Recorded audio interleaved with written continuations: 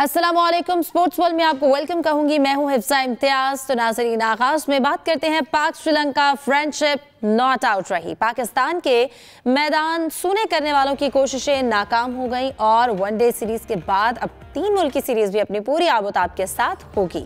इस्लामाबाद में धमाके ने मेहमान टीम को परेशान जरूर किया, लेकिन वज़ीर दाखिला मोहसिन नकवी की कोशिशों और फील्ड मार्शल के ज़ाती दिलचस्पी ने मामले को हल करा दिया। श्रीलंकन क्रिकेट बोर्ड ने भी पॉजिटिव रवैये का मुजाहरा किया और आज का जो दूसरा वनडे वो अब कल खेला जाएगा। तवक्को है कि जुड़वा शहरों के शौकीन क्रिकेट कल स्टेडियम में मेहमान टीम का वालेहाना इस्तकबाल भी करेंगे और जिम्बाब्वे की टीम भी 3 मुल्की सीरीज के लिए इस्लामाबाद पहुंच चुकी है। नौजवानों का मेला कल से कतर में शुरू होगा। राइजिंग स्टार एशिया कप में पाकिस्तानी शाहीन ओमान से मुकाबला करेंगे। पाकिस्तान हॉकी टीम ने बांग्लादेश में कामयाब आगाज कर दिया है और मेजबान टीम को 2 के मुकाबले में 8 गोल से शिकस्त दी है।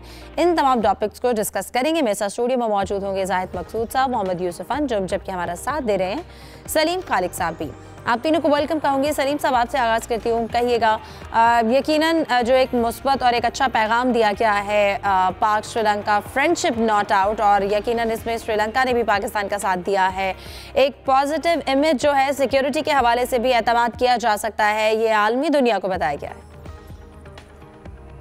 बिल्कुल, और श्रीलंका और पाकिस्तान की जो दोस्ती है बहुत पुरानी है, और जब श्रीलंका में मुश्किल वक्त था तो पाकिस्तान टीम भी वहाँ जाकर खेलती थी बग़ैर किसी खौफ के, और अब श्रीलंका को मौका मिला ये हिसाब एक बराबर करने का, तो उन्होंने बिल्कुल किया। बहुत अच्छा रवैया श्रीलंका का रहा। पहले एक कुछ खौफज़दा हो गए थे उनके प्लेयर्स, और कल इत्तलात जब आई तो ऐसा लग रहा था कि शायद ये टूर ही पोस्टपोन हो जाए, लेकिन फिर जब मुलाकात हुई मोहसिन नकवी की उनकी क्रिकेट टीम के साथ 1.5 घंटे तक जारी रही, उन्होंने कन्विंस कर लिया। और बैक एंड पे जो हमारे आला शख्सियात हैं, उनके जो हुकूमती जो शख्सियात हैं, उनसे रब्ता हुआ, तो उसके बाद जो तमाम खदशात थे वो टल गए। हालांकि एक वक्त तो ये भी आ गया था, श्रीलंका क्रिकेट बोर्ड ने जो प्रेस रिलीज जारी किया था उसमें कहा था कि जो प्लेयर अगर नहीं गए तो उनके खिलाफ ढके छुपे अल्फाज में कहा था एक्शन लिया जा सकता है और दूसरे लड़कों को भेजा जा सकता है। लेकिन मसला ये था कि जो ए टीम है वो भी ये जो चल रहा है एमर्जिंग वाला टूर्नामेंट, उसमें शरीक है उनकी, तो इतनी जल्दी प्लेयर अरेंज करना भी आसान नहीं होता।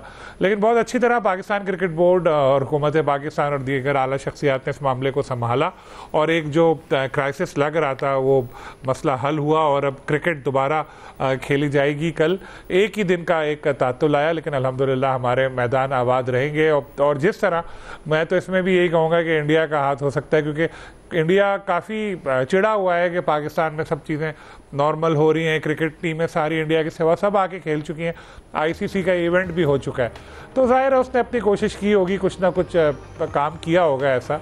और श्रीलंका क्रिकेट बोर्ड भी इंडियन का काफ़ी क्लोज़ है, लेकिन यहाँ चूँकि उनकी गवर्नमेंट का भी प्रेशर था तो उसका रवैया थोड़ा मुस्बत रहा।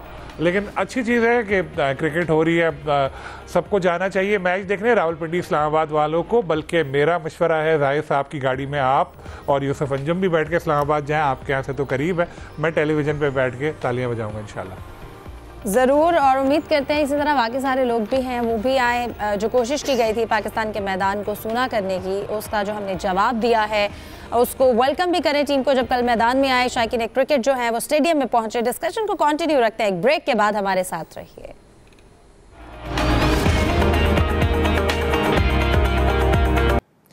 Welcome back. जाहिद साहब, आपकी जानिब आना चाहूँगी। जिस तरह से श्रीलंका ने पाकिस्तान की सिक्योरिटी, पाकिस्तान पर एतमाद बहाल किया है, यकीनन इसमें मोहसिन नकवी का भी अहम किरदार है। फील्ड मार्शल ने भी पर्सनल इंटरेस्ट लिया और इस मामले को सॉर्ट आउट किया, और अब जिम्बाब्वे भी यहाँ पर पहुँच चुकी है। यकीनन एक अच्छा इमेज जो है वो पाकिस्तान का बिल्डअप हुआ है इंटरनेशनली। देखें अफजा, क्योंकि श्रीलंकन टीम जो है ना, जब से अटैक हुआ था उसके बाद 2017 में आ चुकी है, 2019 में आ चुकी है, यहाँ खेल के गए थे और वनडे मैचेस कराची में थे तो सारा शेरा इनके कैप्टन थे, और फिर डूशन यहाँ लाहौर में थे जब T20 3 मैचेस हुए थे।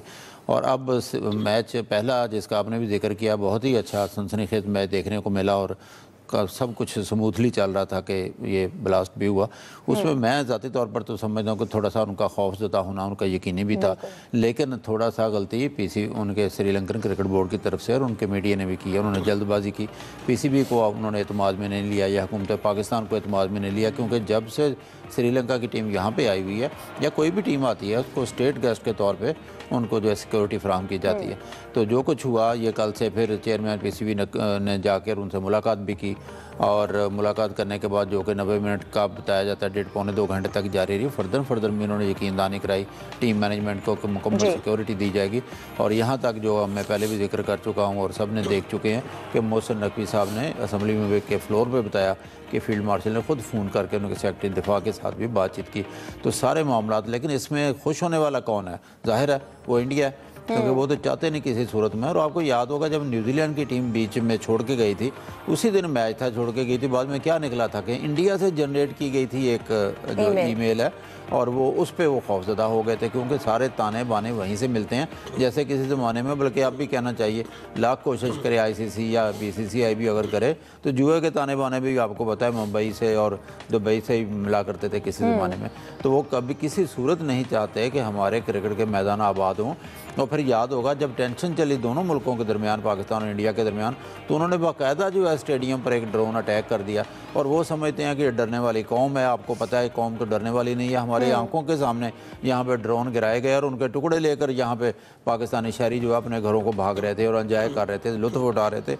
और ये किसी सूरत भी हिम्मत हारने वाले नहीं है, ना पाकिस्तान आर्मी हिम्मत हारने वाली है, ना पीसीबी। और बहरहाल एक बहुत ही अच्छा कदम उठाया और बाद में श्रीलंकन क्रिकेट बोर्ड ने भी भरपूर साथ दिया और एक दफ़ा फिर जो है पाकिस्तानियों को और ये भरपूर सीरीज़ देखने को मिलेगी। क्योंकि अगर पहले मैच का जिक्र करें, आपको याद है 300 स्कोर करना और फिर 6 रन से पाकिस्तान के जीतना, तो क्रिकेट की तमाम तर खूबियाँ जो है एक दिलचस्प मैच के लिए वो था पहला मैच।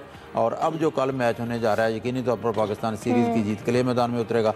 और श्रीलंका क्योंकि वरिंदु हसारंगा बहुत शानदार खेले उनका पहला मैच, और वो भरपूर कोशिश करेंगे कि सीरीज़ में वापस आ सकें। बिल्कुल यूसुफ, जैसा जाहिद साहब ने भी जिक्र किया, क्रिकेट और उनके दुश्मनों को भी इससे एक अच्छा मैसेज चला गया है कि क्रिकेट यहाँ रुकने वाली नहीं है। अब देखें, बिल्कुल इंडियन की ये हमेशा चाल रही है कि पाकिस्तान के जो क्रिकेट के मैदान है उनको उनसे खौफ रहता है कि पाकिस्तान कहीं तरक्की ना कर जाए।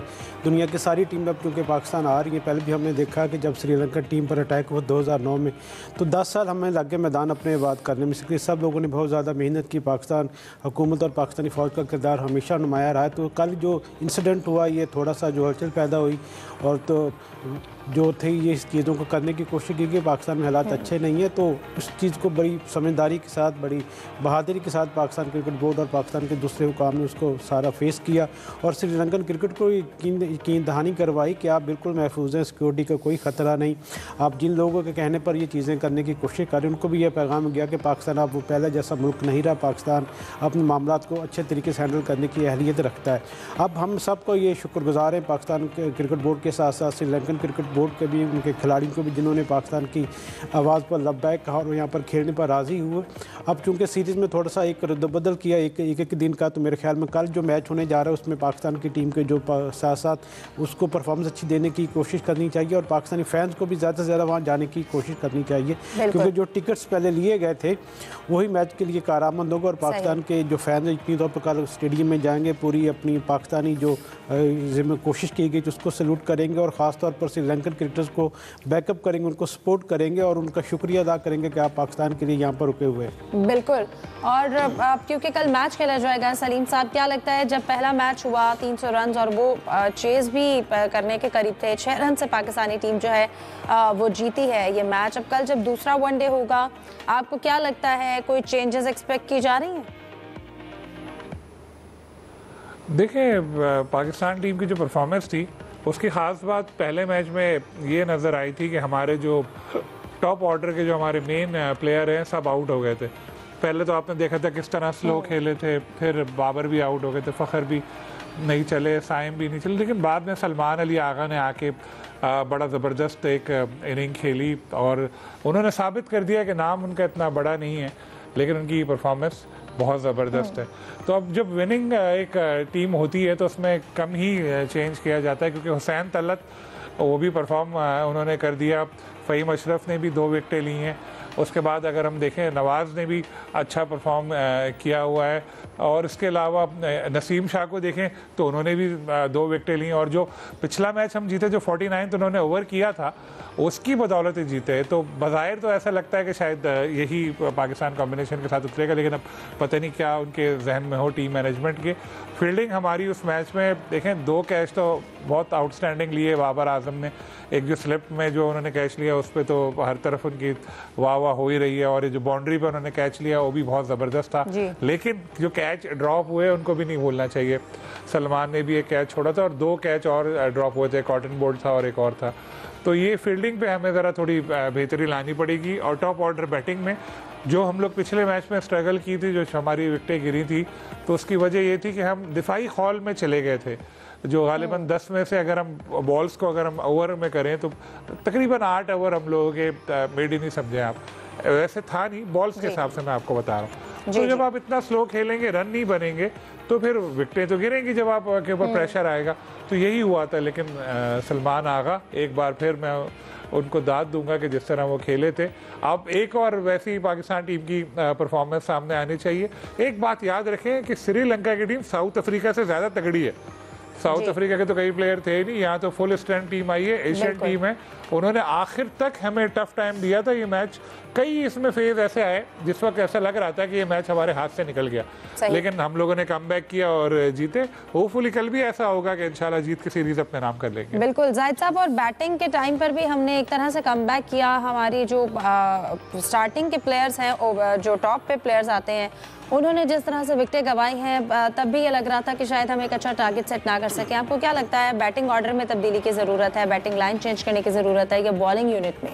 देखिए, बैटिंग ऑर्डर तो चेंज करने की ज़रूरत नहीं है, लेकिन स्कोर करने की ज़रूरत है। साइम जो है हस्बे मामूल जो है 1-2 इनिंग्स अच्छी खेलते हैं, उसके बाद अपनी विकेट गवा कर चले जाते हैं। जो पहला मैच था उसमें एक चांस मिला साइम को, और फिर 6 रन बनाकर फिर चलते बने। और इसी तरह से जो बाकी खिलाड़ी हैं, फ़खर जमान स्टंप हो गए थे एक ऐसे मौके पर जब टीम प्रेशर में थी। जैसे सलीम खालिक साहब ने भी अभी जिक्र किया है कि 10 ओवर में मजमूई तौर पर देखा जाए 45 गेंदें डॉट्स खेली हैं, जो 7.3 ओवर्स बनते हैं। इतना स्लो हद दर्जा स्लो खेले थे वो। तो खुशकुन रही सलमान आगा की इनिंग्स, और फिर हुसैन तलत जिन पे ज़रा तनकीद भी हो रही थी, अच्छा स्कोर नहीं किए थे कि लंबी पार्टनरशिप करने में कामयाब हो गए। और एंड पे आकर मोहम्मद नवाज़ बहुत अच्छा खेले और पाकिस्तान रीज़नेबल स्कोर कर गया 300 के करीब। लेकिन टॉप ऑर्डर्स को अपनी कोई ना कोई जिम्मेदारी दिखानी होगी, और ख़ास तौर पर मैं तो हमेशा हक में या सच में कहना चाहिए कि साथ देता रहा। मोहम्मद रिजवान के बहुत अच्छे प्लेयर हैं, लेकिन मोहम्मद रिजवान जब भी पिच पर मौजूद होते हैं उनका स्टाइल ऐसा बन गया कि धड़का लगा रहता है कि इस गेंद पर गए और उस गेंद पर गए, और अपनी जो विकेट पर खड़े होकर खेलते नहीं। आते ही उन्होंने पहले मैच में एक शॉट ऐसे मारी थी कि लगता था ये भी रिस्की है, और फिर जल्दी आउट होकर चलते बने। तो टॉप ऑर्डर को अपना रोल प्ले करना पड़ेगा, फील्डर्स को साथ देना पड़ेगा। और पहले मैच में मैं समझता हूँ पाकिस्तान के लिए शायद एक खुशकुन बात भी थी कि टॉस तो पाकिस्तान हारा, और इसीलिए शायद प्रेशर में भी हमारे प्लेयर खेल रहे थे। लेकिन बाद में जब लंबा स्कोर हो गया तो कम से कम उस प्रेशर से निकल गया कि हमने पहले बैटिंग करनी है या बॉलिंग करनी है।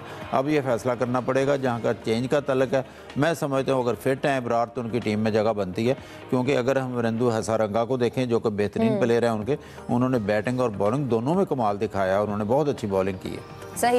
यूसुफ, आप क्या कहेंगे? हम बैटिंग की बात करते हैं, बॉलिंग की बात करते हैं, लेकिन फील्डिंग भी बहुत हद तक मैच जीतने में किरदार अदा करती है। हमने बहुत ज़्यादा मिस फील्डिंग की। अगले मैच को लेकर स्ट्रेटजी क्या होनी चाहिए, क्योंकि श्रीलंका भी पूरी कोशिश करेगा सीरीज़ में कमबैक के लिए?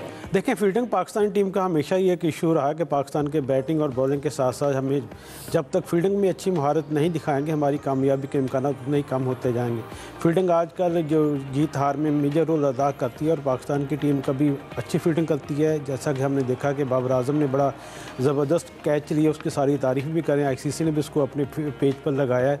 तो इस किस्म की फील्डिंग हमारे बाकी खिलाड़ियों को भी करने की ज़रूरत है। फील्डिंग एक ऐसी चीज़ है जिसको आप खुद अपनी मेहनत के ज़रिए आपको कर सकते हैं। ज़्यादा से ज़्यादा उसकी प्रैक्टिस करें और दिलचस्पी के साथ प्रैक्टिस करें, तवज्जो के साथ प्रैक्टिस करें, और उसके लिए आपको ज़्यादातर फिट होना भी ज़रूरी है, क्योंकि जो अच्छा फील्डर होगा उसकी फिटनेस का म्यार भी उसी कदर बेहतर होगा। तो पाकिस्तान टीम में नो डाउट के बैटिंग और बॉलिंग के साथ साथ फील्डिंग श्रीलंका की खामियां तो ज़रूर मौजूद हैं। हर बार ये दावा किया जाता है कि हम अपने जो कैंप्स लगाए वहाँ पर अपनी मेहनत की उसको खामियों को दूर करेंगे, लेकिन होता ऐसा नहीं है। अब चूँकि पाकिस्तान टीम पहला मैच जीत चुकी है, आज पाकिस्तान की टीम और श्रीलंका की दोनों टीम आज प्रैक्टिस भी करेंगी 6 बजे। और पहले मैच में क्योंकि पाकिस्तान की टीम को स्लो रेट पर 20% जुर्माना भी हुआ, 4 ओवर पाकिस्तान टीम ने कम करवाए थे। तो ये चीज़ें जिसको पाकिस्तानी टीम को आगे लेकर बेहतर करने की ज़रूरत है। एक हमने और गलती हमने देखी कि रिव्यू के हिसाब से जो पाकिस्तान की टीम है वो थोड़ी सी माठी दिखाई देती है, इसमें भी पाकिस्तान टीम को बेहतरी लाने की ज़रूरत है। हर शुबे में जब तक हम अपना होमवर्क अच्छा करके नहीं जाएंगे उस वक्त कामयाबी के इम्कान भी हमारे ज़्यादा नहीं होंगे। बिल्कुल। प्रोग्राम वाइंड अप करते हुए सलीम साहब आपसे अब ये जानना चाहूँगी, जिम्बाब्वे की टीम क्योंकि पहुँच चुकी है, ट्राई सीरीज़ जो होने जा रही है उसमें मुकाबले कितने दिलचस्प हो सकते हैं? देखें, आजकल के हमेशा से जो T20 क्रिकेट होती है उसमें कोई भी टीम कमज़ोर नहीं होती। तो जिम्बाब्वे की टीम भी आप उसको उतरने वाला नहीं समझे, वो अच्छा परफॉर्म कर सकती है और करती चली आई है, ख़ास तौर पर सिकंदर रज़ा। और कल जब ये इत्तला चल रही थी कि श्रीलंका के प्लेयर मना करें, उससे दौरान सिकंदर रज़ा ने एक ट्वीट की अपनी पिक्चर के पाकिस्तान आ रहा हूँ मैं। तो ये जिम्बाब्वे भी एक हमारा अच्छा दोस्त है और हमेशा काम आया है क्रिकेट में हमारे। तो एक अच्छी ज़बरदस्त सीरीज़ होनी चाहिए तीनों टीमों के दरमियान, और ख़ास तौर पर श्रीलंका का तो पहले मैच में हमें पता चल गया कि कितनी मजबूत हरीफ है वो। सही, ठीक है। आज के प्रोग्राम का वक्त खत्म हो जाता है। आप तीनों मेहमानों का बहुत शुक्रिया। कल के मैच के हवाले से एक्सपेक्टेशंस जो हैं वो हमारी अच्छी हैं और एक अच्छा मुकाबला देखना चाहेंगे। शायकीन क्रिकेट जो हैं वो भी भरपूर तरीके से मैदान में आए, टीम्स को सपोर्ट करें। हमें दीजिए इजाज़त। अल्लाह हाफिज़।